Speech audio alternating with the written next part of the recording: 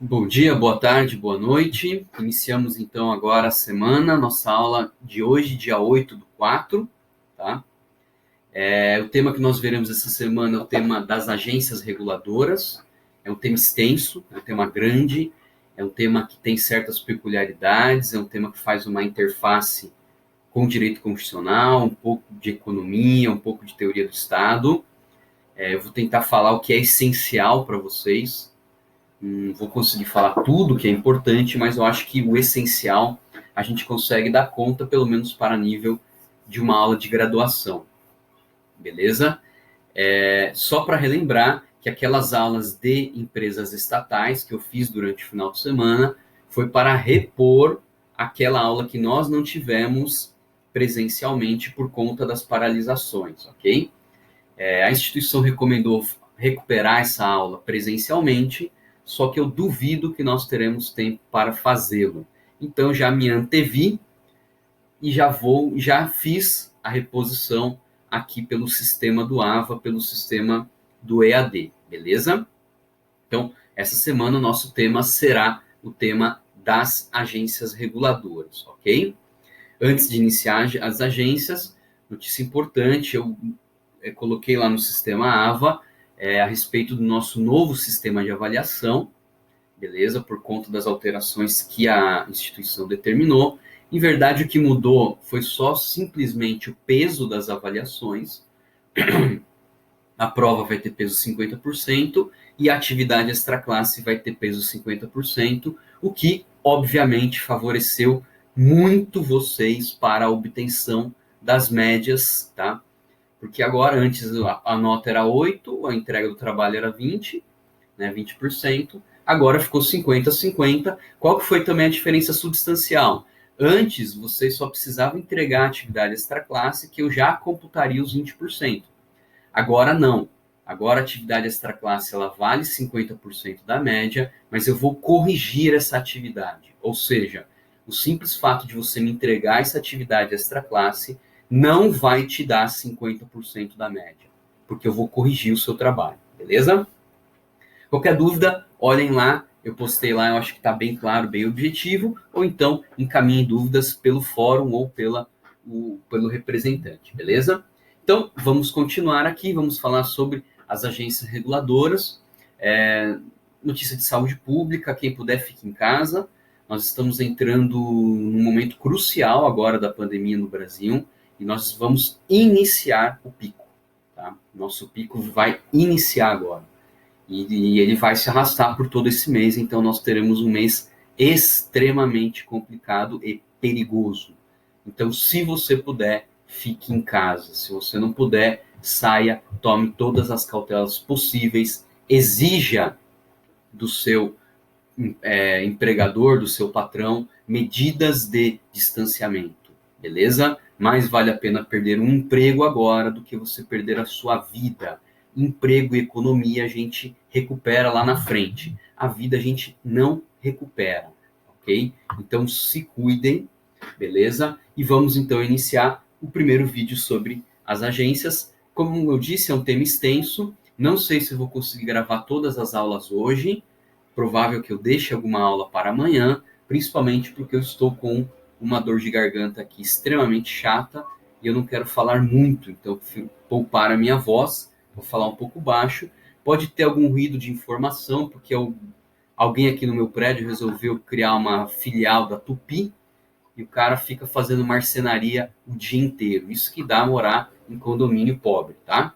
Por isso, vê se você se dá bem na vida e vai ser algo mais do que o seu professor Maurício, beleza? Para morar num condomínio de rico, onde ninguém fica fazendo marcenaria, tá? Beleza, então vamos lá. Reduzindo aqui minha cara feia. Deixa eu entrar aqui no meu arquivinho. Vamos falar então sobre as agências reguladoras, tá? Já está lá indexado o material. Eu espero que vocês olhem. Vamos falar então das agências. Só para situar, tá? Vamos já começar com o exemplo antes que vocês cortem os pulsos. Quando eu falo em agências reguladoras, eu estou falando em entidades da administração que provavelmente, se você é uma pessoa minimamente antenada, você já ouviu falar. Tá? Não é possível que você nunca ouviu falar em Anvisa, ainda mais nesse momento de pandemia. Tá? Não é possível que você nunca ouviu falar em Anatel. Não é possível que você nunca ouviu falar em ANEEL. Essas são as mais famosinhas, tá? Mas nós temos várias outras agências reguladoras, beleza? No momento, a mais famosa certamente é a Anvisa, a Agência Nacional de Vigilância Sanitária, beleza? O tema das agências reguladoras é um tema muito comum dentro do âmbito federal, tá? Ou seja, ele é um tema obrigatório para aqueles que vão fazer concursos públicos na área federal, tá? Por quê? Em âmbito estadual, nós temos muito poucas agências, em âmbito municipal, menos ainda, tá? Então, se você eventualmente está focando a tua carreira para concursos estaduais ou municipais, sinceramente, não perca muito tempo com a agência reguladora, não, tá? Mas se você quer concursos na área federal, aí sim você precisa ter um conhecimento um pouco mais aprofundado sobre esse tema das agências reguladoras. Então, vamos lá. A origem, da onde que surge esse demônio aqui, tá? Segundo o Celso Antônio Bandeira de Mello, coloquei ali, é um autor que eu gosto de usar muito, é um clássico do direito administrativo, tá? Antigamente, quando ele está falando antigamente aqui, basicamente década de 30, 40, 50, se costumava chamar de autarquia em regime especial as universidades unicamente pelo traço diferenciador, ou seja, maior autonomia em relação à administração direta. Então, a ideia nasce já, eu costumo dizer que, como coloquei aqui anteriormente, né, a agência reguladora é um nome novo para algo que já, de certa forma, existia e vem com uma certa influência do modelo de direito administrativo norte-americano. O que o Celso Antônio Bandeira de Mello está dizendo ali, basicamente? É que já há muito tempo no Brasil nós encontramos certas autarquias. Você já estudou o tema de autarquias, então volta lá para relembrar. É importante dizer, não assista esse vídeo de agências reguladoras sem ter assistido os vídeos anteriores. Senão você vai viajar, vai dar uma bad trip completa e você nunca mais volta, tá? Então, se você não viu e não estudou os temas anteriores, para agora esse vídeo, não você vai perder seu tempo, e estude tudo que a gente viu já anteriormente, tá? Porque eu vou falar coisas aqui que eu pressuponho que você já conhece, beleza? Então, o que o Bandeira de Mello está dizendo? No Brasil, a gente já há algum tempo possui algumas agências reguladoras que são denominadas como especiais porque possuem uma certa autonomia maior em relação do que as demais agências. Autonomia em face de quem? Autonomia em face do ente criador, tá? No caso, autonomia em face da União, do Estado, do município ou do DF, ok? Por isso que se diz, alguns, que a agência reguladora é um nome novo para algo que já existia. E, de certa forma, se você estudar um pouco o direito administrativo brasileiro, vocês vão encontrar, lá na década de 30, 40, 50, os famosos institutos setoriais, Instituto do Álcool, Instituto do Açúcar, Instituto do Café, que eram autarquias e faziam uma atividade parecida, tá, com essa que a gente vê hoje as agências reguladoras fazendo. Então, de certa forma, o tema das agências reguladoras que vem para o Brasil especificamente na década de 90, ele já existia, mas não com o floreio, né, com a pompa que surgiu na década de 90. Então, na década de 90, esse tema das agências reguladoras no Brasil surge com extrema pompa, com extremo ar de modernidade. Mas, de certa forma, é um tema que administrativistas mais sérios e mais estudiosos já tratavam no passado, quando examinavam os chamados institutos setoriais, onde se trabalhava os chamados poderes quase legislativos, quase judiciais. O que eu quero dizer com isso? A agência reguladora foi vendida, a ideia da agência reguladora foi vendida no Brasil na década de 90 como uma grande novidade moderna, né, quanto uma grande reforma de Estado, que em verdade não tinha nada de muito moderno, nada de muito sofisticado, porque, de certa forma, a gente já encontrava características muito parecidas em autarquias que já existiam no Brasil, sobretudo nos institutos setoriais e econômicos. Pois bem, por que surge na década de 90 no Brasil? Porque justamente na década de 90 no Brasil que nós começamos a ter a maior onda de privatizações e concessões no Brasil. Nesse momento, quem governa o Brasil é o Fernando Henrique Cardoso, que tinha uma índole política mais neoliberal, tá? E ele propõe aquela que é a chamada reforma de Estado, né? Inclusive alguns planos chamados planos de desestatização. Tá? E basicamente, entre vários vetores, mas muito desse programa de desestatização envolviam privatizações de empresas públicas e também uma série de rodadas de concessões de serviços públicos. Tá? Foi nessa época que foi privatizada a Vale do Rio Doce, entre outras empresas, mas essa eu acho que é a mais emblemática. Foi nessa época que nós tivemos a concessão do sistema Telebrás, né, o sistema das teles. Pergunte para o seu pai, para o seu avô, como que era no passado ter um telefone. Tá? Ele vai te dizer que era algo extremamente complexo, o modelo de telefonia era concentrado na União pelo sistema Telebrás, e foi nessa época que ocorreu a chamada desestatização ou concessão desses setores aí para a iniciativa privada, que não é tecnicamente uma concessão no sentido estrito, né, mas uma espécie de privatização e transformação do serviço em atividades de interesse público. Houve ali uma retórica para, de certa forma, privatizar esses setores. Okay? Nós veremos isso em Administrativo 2, quando formos falar em serviço público, beleza? Então, a ideia foi essa, na década de 90, uma intenção, uma proposta de desestatização, privatização e maior concessões do serviço público, o que a priori não tem nada de inconstitucional, tá? Isso a gente encontra solidamente no artigo 174 e também no artigo 175 da CF. Recomendo que você vá lá e faça uma boa leitura e faça aquela glosada épica que você só encontra em direito administrativo. Marque seu vade-mecum, marque sua lei, o artigo 174 e 175, tá?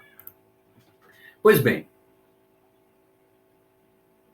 da onde que vem, então, essa lógica das agências reguladoras? Elas se justificam pelo chamado princípio da regulação do Estado ou do Estado regulador em setores estratégicos e de interesse público, que é o chamado modelo de Estado regulador. Tá? Basicamente, falando isso do ponto de vista histórico muito rápido, tá?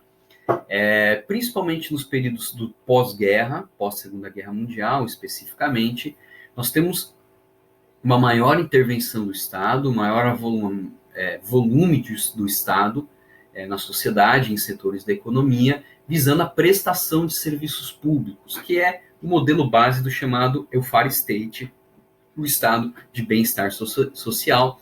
E a ideia é a maior prestação de serviços públicos para a população, como uma forma de melhor integrar essa população aos setores produtivos e ao desenvolvimento. Isso, não fale merda, não tem nada a ver com socialismo, beleza? Ok? Se você quer ser um liberal, então seja um liberal para além da segunda página de Adam Smith. Então, seja um liberal mesmo, tá? Prestar serviço público não tem nada a ver com um Estado socialista. Pensou-se ali, exatamente após uma grande crise, que foi uma guerra mundial, a única forma de retomar a economia e reforçar as bases econômicas foi o Estado, de certa forma, atuando como um indutor da economia, e entre essas estratégias de indução da economia, a prestação de serviços públicos. Temos aí, então, o que a gente poderia chamar de Estado prestacional. Já com a década de 90, em uma certa crise do Estado, também do ponto de vista financeiro, orçamentário, a proposta foi transferir do Estado alguns desses serviços, uma espécie de descentralização, como a gente viu na aula anterior ali. Entre essas estratégias de descentralização, nós tivemos aí as privatizações e as concessões. Porém, essas atividades e essas empresas, elas envolviam o interesse público. Então, qual foi a estratégia do Estado? Eu privatizo de um lado, eu dou em concessão de um lado, mas eu não deixo esse setor solto para o livre mercado. Eu crio, paralelamente a esse modelo de descentralização, um sistema de regulação e controle. Então, vamos imaginar do ponto de vista prático para ficar fácil de entender. O sistema Telebrás, o sistema das teles, da telefonia, ele foi privatizado. Tá? Ele foi dado esse modelo de atividade privada de interesse público, ele foi, de certa forma, privatizado. Só que a União não deixou solto esse setor para o mercado. Tá? A União, paralelamente à privatização, o que ela fez? Ela criou a Anatel, que é a agência reguladora que vai controlar esse setor, que, muito embora privatizado, ele tem um interesse público. Então, é uma forma de privatizar o setor, mas não deixar ele solto ao mercado. Então, cria-se, paralelamente à privatização e à concessão, uma agência reguladora para controlar esse setor. Um outro exemplo, para ficar claro, é o setor de infraestrutura. Também nessa época, e também posterior, outros governos também fizeram isso, o governo PT fez bastante também, concessões de rodovias. Tá? Então, as rodovias eram federais, foi dado em concessão essa rodovia. Só que como envolve ainda a gestão de um bem público, a rodovia dada em concessão, ela continua sendo um bem público, criou-se paralelamente uma agência reguladora, Agência Nacional de Transportes Terrestres, ANTT. Então, para ficar próximo um exemplo aqui, Joinville é cortada pela BR-101. Alguns anos atrás, a BR-101 não era concedida, ou seja, ela era administrada diretamente pelo DENIT, diretamente pelo governo federal, não tinha o tal do pedágio. Ela foi dada em concessão, passou então aí a ter a cobrança do pedágio. Só que o setor, a rodovia, que é um bem público e continua sendo um bem público, não ficou sem a regulação da União. Porque a empresa que tem a concessão sofre vários tipos de fiscalização da Agência Nacional de Transportes Terrestres, que foi a agência, inclusive, que outorgou essa concessão. Beleza? Portanto, então, a ideia é justificar as agências reguladoras pelo modelo do Estado regulador. A finalidade, então, é disciplinar, normatizar e controlar certas atividades que têm interesse público. Muito embora, às vezes, serem atividades privadas, mas são atividades que detêm algum interesse público. A lógica aqui, pessoal, de certa forma, é você conciliar tanto o interesse do empreendedor, do capitalista, que é um interesse legítimo pelo lucro, mas também conciliar um certo consenso em torno de interesses públicos que são inadiáveis e que precisam ser atendidos. Se você deixar só pelo livre interesse do capitalista, o interesse dele é lucro, ele não está muito preocupado com o interesse público. E isso não tem nada de errado a priori, porque o objetivo dele não é esse, ele não é o Estado. Tá? Ele é empreendedor justamente a priori para obter o seu lucro. Mas nada impede que, obtendo esse lucro, ele consiga também gerar desenvolvimento. Tá? É possível você ter um certo pacto entre essas instâncias, o lucro do capitalista e o interesse público. O industrial quer ter lucro explorando a indústria dele, isso é legítimo. O Estado também tem interesse em determinadas indústrias, porque essas indústrias vão desenvolver o país, vão gerar emprego e podem gerar tecnologia. Isso é uma forma de conciliar interesses privados de lucro com interesses públicos também. Note a nossa completa desgraça no atual momento, onde nós temos que continuar importando da China materiais elementares de medicina, tipo máscara, tá? Coisa que o parque industrial brasileiro poderia produzir facilmente. Tá? Temos que ficar importando respiradores, tá? Que nada mais é do que um ventiladorzinho adequado para situações hospitalares. Mas não, a gente tem que ficar importando, muito embora o nosso parque industrial tenha condições. Tá?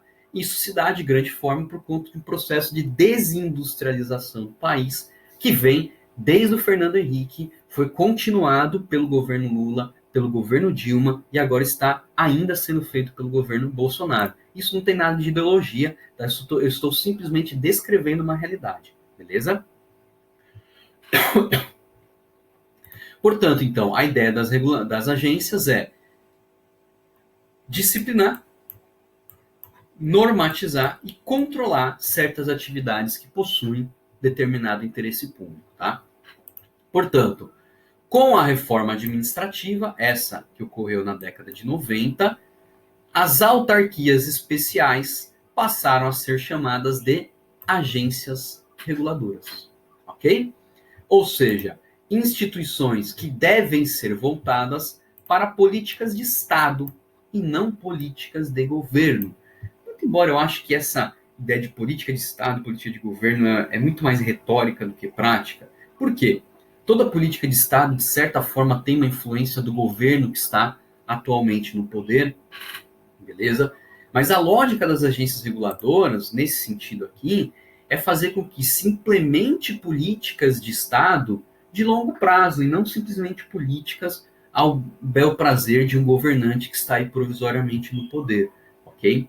Muito embora eu, particularmente, não gosto muito dessa distinção entre política de Estado e política de governo, tá? Eu acho que ela é muito mais retórica do que prática, beleza? Seguindo então, qual que é a natureza jurídica das agências? Eu já coloquei ali anteriormente, tá? As agências reguladoras são autarquias em regime especial, beleza? Elas não são autarquias comuns, como qualquer outra autarquia. Elas são uma autarquia metida a besta. A gente vai entender isso um pouco melhor, tá? Ora, se são autarquias, você já estudou o tema de autarquias, são então pessoas jurídicas de direito público.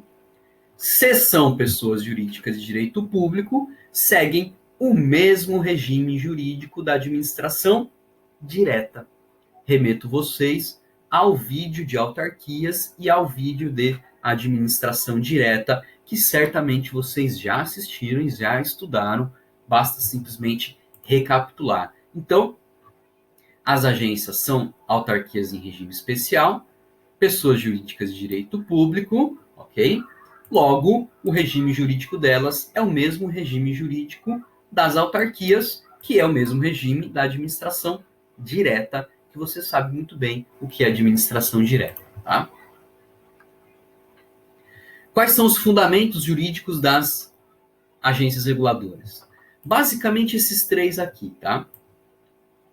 O artigo 174 da CF, que diz lá que o Estado vai ter a função de agente normativo regulador. Do 174, a gente pula para as leis especiais instituidoras de cada agência reguladora. Exemplo, a Lei 9427 de 96 da ANEEL.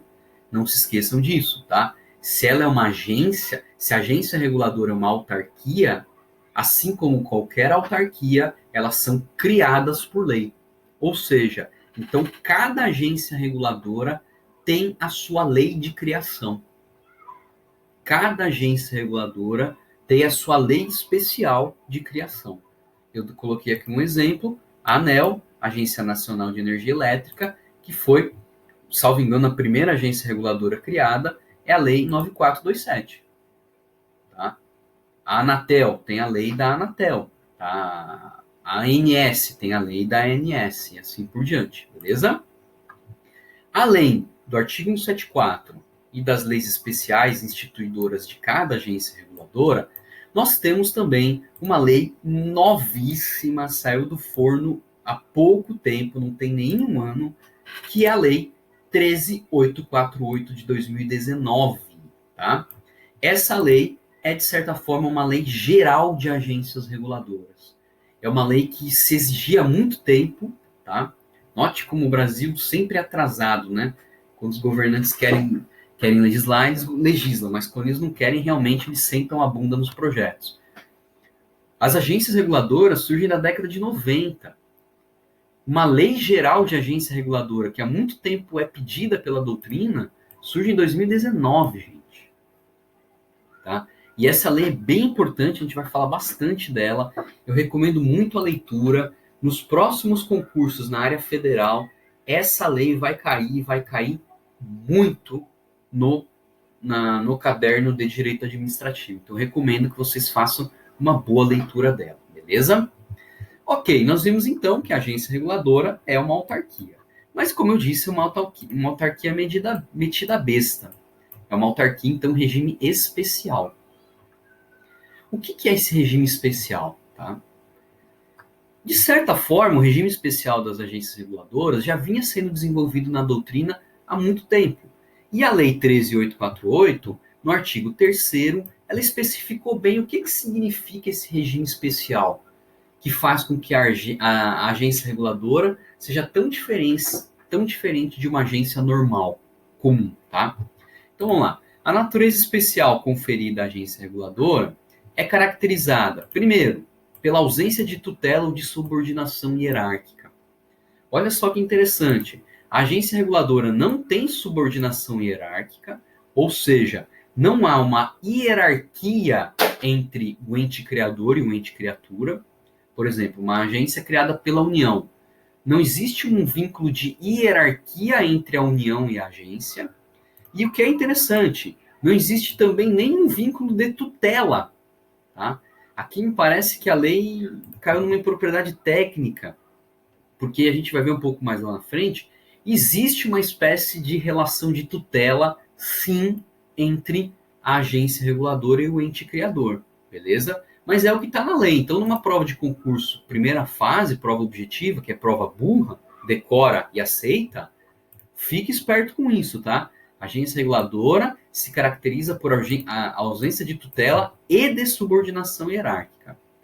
Elas têm autonomia funcional, decisória, administrativa e financeira.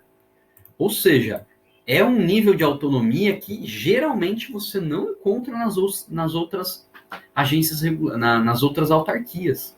Tá? De regra, uma autarquia comum, ela passa por controle de tutela e ela não tem autonomia decisória, administrativa e financeira. Ela tem muitas vezes, no máximo, autonomia funcional e administrativa, mas decisória e financeira, no way, tá? Continuando, então, caracteriza, então, pela investidura a termo dos seus dirigentes, eu vou explicar isso bem no nosso desenvolvimento, e estabilidade desses dirigentes durante os mandatos, bem como pelas demais disposições constantes dessa lei e leis específicas voltadas à sua implementação. Então, cuida, a Lei 13.848 é uma lei geral de agências, mas ela não derroga às leis especiais de cada agência reguladora, ok? Então, você tem que interpretar a lei especial de uma dada agência junto com a 848. Então, a 848, a Lei 13.848, funciona como uma norma geral e a lei específica de cada agência como uma norma especial. E como você bem já sabe, a norma especial derroga, afasta a norma geral naquilo que for contrário, beleza? Aqui eu coloquei alguns itens específicos para enfatizar o que está nesse artigo 3º, tá?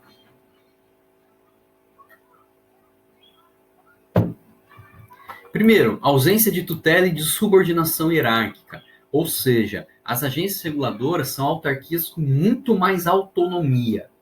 Autonomia em face a quem? Ao poder criador. Tá? Se é uma agência da União, mais autonomia em face da União. Beleza? Ela tem, então, autonomia funcional, administrativa, e financeira e decisória. Isso é uma característica que, de regra, vocês não vão encontrar em agências normais, em autarquias comuns, tá?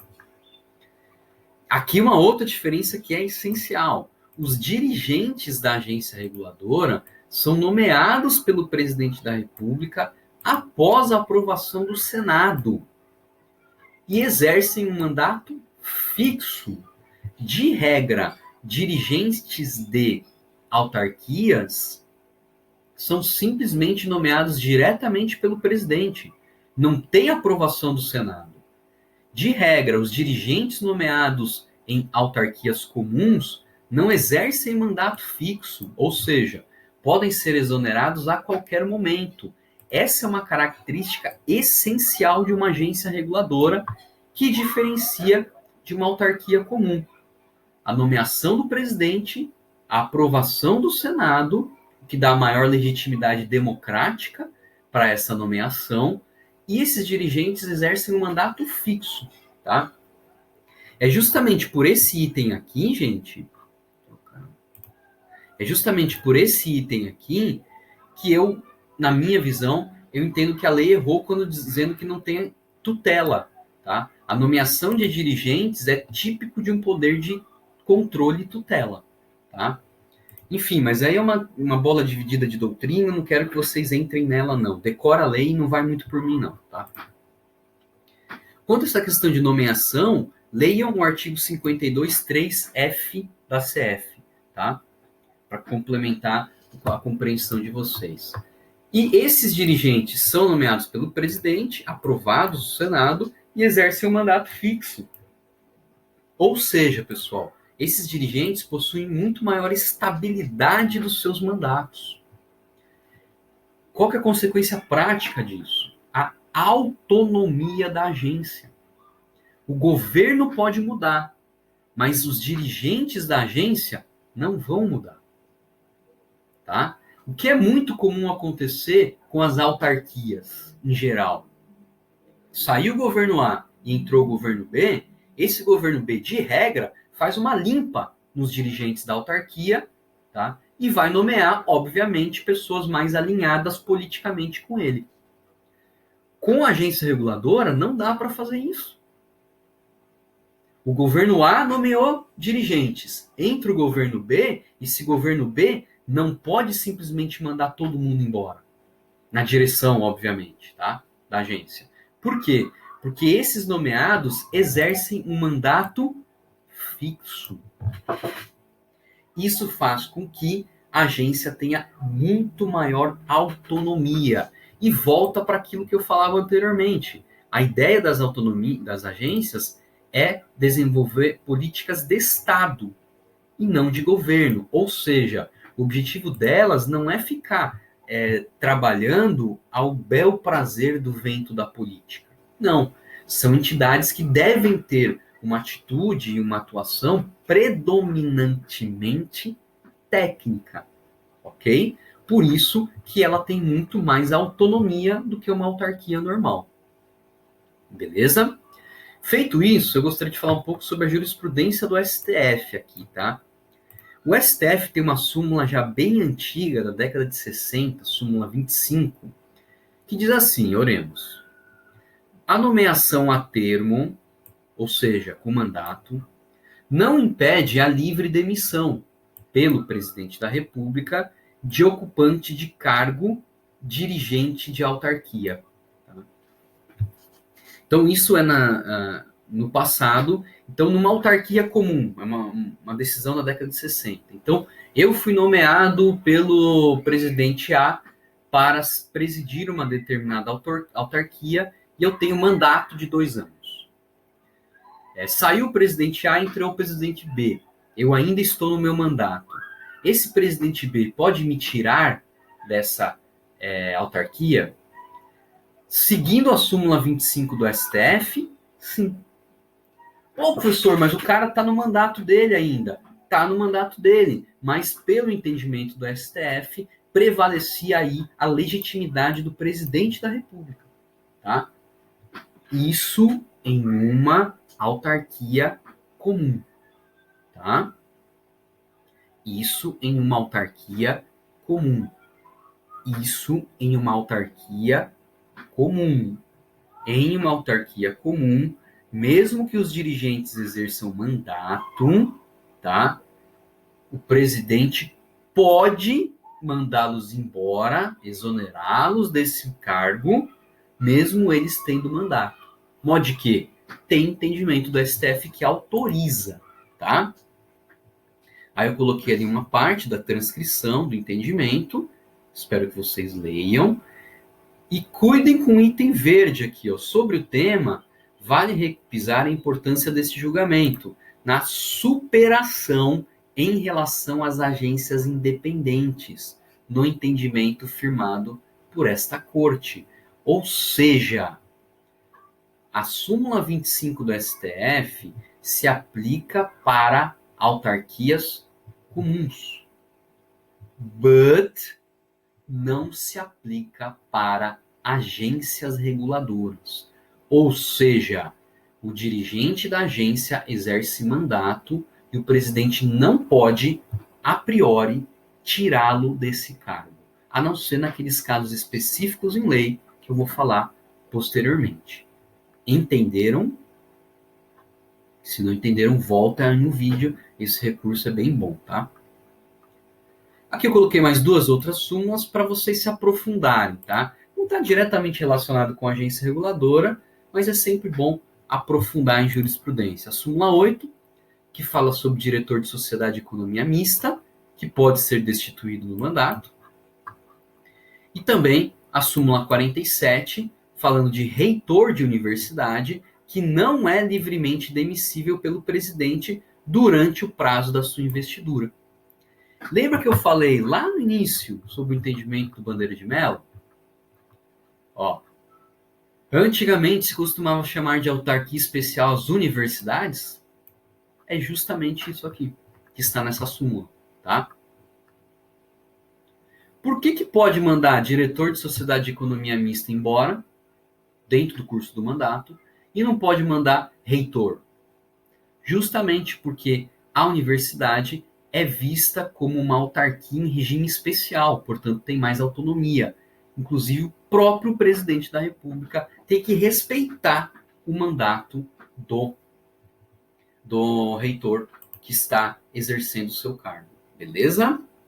Pessoal, vou dar uma parada aqui, tá? Já estamos aí com quase 40 minutos de vídeo e volto ali em seguida, pelo menos para mais um vídeo, falar um pouco sobre a estrutura das agências reguladoras. Beleza? Vejo vocês daqui a pouco. Grande abraço.